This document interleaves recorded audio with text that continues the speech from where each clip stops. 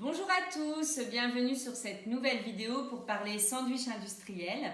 Je vous retrouve pour ce sujet parce que c'est le départ en vacances, c'est l'été, donc plusieurs d'entre vous vont avoir l'occasion de manger sur la route, d'avoir envie d'un pique-nique équilibré, d'avoir envie de faire le bon choix de sandwich sur les aires d'autoroute, mais c'est aussi un sujet idéal quand on veut manger rapidement mais sainement, au bureau par exemple. Quels sont les bons choix à faire?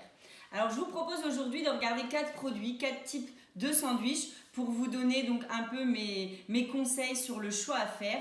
Donc au niveau de ces sandwichs, on va se dire allez, pourquoi on ne choisirait pas le plus simple qui semble être peut-être le mieux, un jambon fromage, un jambon emmental avec une baguette qui ressemble à peu près à du pain classique. Et bien finalement, dans mon classement, c'est celui qui prend la dernière place puisqu'il a beaucoup d'additifs, il a une liste d'ingrédients très longue, il est salé, il est le plus calorique, donc ce n'est vraiment pas le bon choix à faire malheureusement. Il contient du nitrite, donc le nitrite c'est un additif qui est ajouté dans la charcuterie, notamment dans le jambon, et quand on fait soi-même son sandwich, il vaut mieux choisir un jambon sans nitrite. Le nitrite c'est un agent qui va venir donner cette belle couleur rose au jambon pour qu'il garde cette couleur sur du long terme quand il reste plusieurs jours, notamment dans ce type d'emballage. Mais c'est un additif qui est à risque pour l'organisme, qui est à éviter puisqu'il est cancérigène. Donc voilà, c'est vraiment pas le bon choix. Ensuite, quand on regarde les autres sandwichs, on en a deux avec du pain brioché, pain sucré, pas terrible non plus au niveau de la composition nutritionnelle d'un repas. Ça va pas être un bon apport nutritionnel pour votre repas du midi par exemple. Des listes d'additifs, alors n'en parlons pas, très longues, avec beaucoup de conservateurs, forcément d'arômes. Il reste aussi calorique, il dépasse les 500 calories, donc très calorique. Encore que celui-ci s'en tire un peu mieux avec moins d'additifs et moins de calories finalement que la marque plus connue. Le meilleur choix à faire serait celui-ci, un pain un peu plus healthy, un pain aux céréales, pas de sauce mayo, pas de fromage, pas de sauce cocktail, mais une sauce moutarde, donc on diminue les calories, une plus petite liste d'ingrédients, pas d'additifs, donc là c'est plus rassurant, il reste cependant calorique, comme tous ce type de sandwich.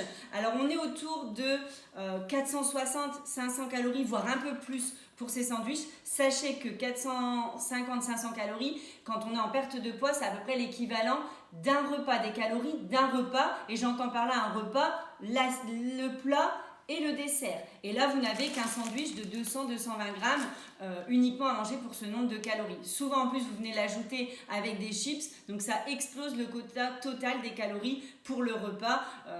C'est beaucoup trop. Donc, bien sûr, je vous sollicite à faire plutôt du fait maison, à faire vous-même votre sandwich si vous le pouvez. Je vous prends une recette toute simple, mais vous prenez du pain, vous prenez un tiers de la baguette, donc c'est à peu près 80 grammes. Vous mettez du jambon dedans, 2 tranches de jambon, vous mettez une tranche de fromage que vous étalez partout, une tomate ou des petites tomates, l'équivalent d'une tomate, et vous avez un sandwich, donc là qui va faire 260 grammes, donc plus gros, plus rassasiant parce qu'on est sur du vrai pain. Vous pouvez même choisir du pain de tradition, du pain complet, un pain spécial si vous préférez. Vous avez donc, on est autour de 450 calories, donc à poids équivalent, on serait à 350 calories, plus de 100 calories en moins par rapport à ce type de sandwich, ce qui nous permet largement de prendre un dessert, voire même des crudités, une entrée. Donc ça, c'est quand même une meilleure solution. En plus, vous pouvez choisir vous-même votre jambon et puis c'est vous qui le faites vous-même très rapidement. Là, c'est une recette très facile à réaliser au bureau ou en voiture. Alors, sachez que dans ces sandwichs également, on a en plus des calories 50% du poids qui est du pain. Alors que là, on n'est qu'à un tiers, on n'est pas à 50%, on n'est qu'à un tiers de pain. La tomate, les légumes représentent plus de poids et c'est mieux parce que vous avez quelque chose de plus complet qui va être mieux au niveau de la satiété, moins d'eau, moins de sel, donc voilà, que des avantages. Mais j'en conviens, parfois c'est pas toujours facile ou possible de réaliser son sandwich, donc vous pouvez partir sur ce type de sandwich où vous faites attention à la sauce. Idem pour les sandwichs triangles.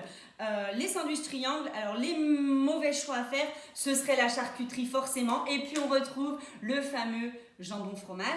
Donc là, catastrophique. Encore des additifs très caloriques, sucrés, salés, un pain comme les pains de mie qui va vite être digéré, pas de satiété, on va vite avoir faim. La charcuterie, bon bah j'en parle même pas, un très gras, beaucoup de graisse saturée. Éventuellement, en première position, on retrouve celui-ci au saumon qui aura une sauce fromage frais, donc un peu comme la sauce moutarde, on est sur des sauces moins caloriques.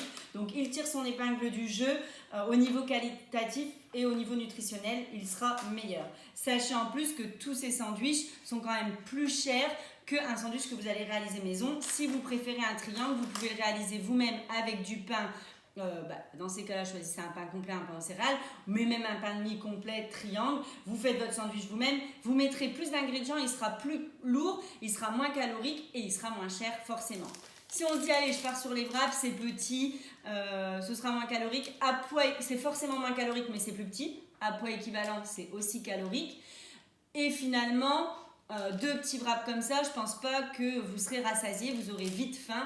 Donc, c'est pas forcément la meilleure solution. En plus, là, je les ai pris au bacon, donc on retrouve nos fameux nitrites à éviter.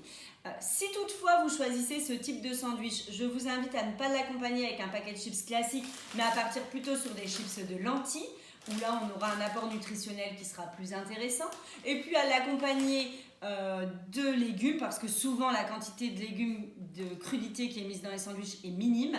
On les cherche même parfois. Vous pouvez mettre des petits radis, des petites tomates, voilà, en fonction de ce que vous trouvez et de ce que vous avez. Si vous avez un peu plus de temps pour préparer un sandwich équilibré, vous pouvez utiliser des petites rillettes de maquereau, de saumon, de thon qui vont vous permettre de manger du poisson gras, c'est très bon pour la santé. Du thon également, mais qu'on va venir plutôt mélanger avec un fromage frais plutôt qu'avec une mayonnaise. Vous pouvez mettre du fromage frais aussi à la place du beurre pour mettre dans votre pain. Donc voilà, tout ça, ce sont des bonnes solutions en fonction de ce qu'on peut faire, sandwich maison ou sandwich tout prêt. Je vous ai donné les astuces. Je vous souhaite de passer de belles vacances, un bel été et à très bientôt.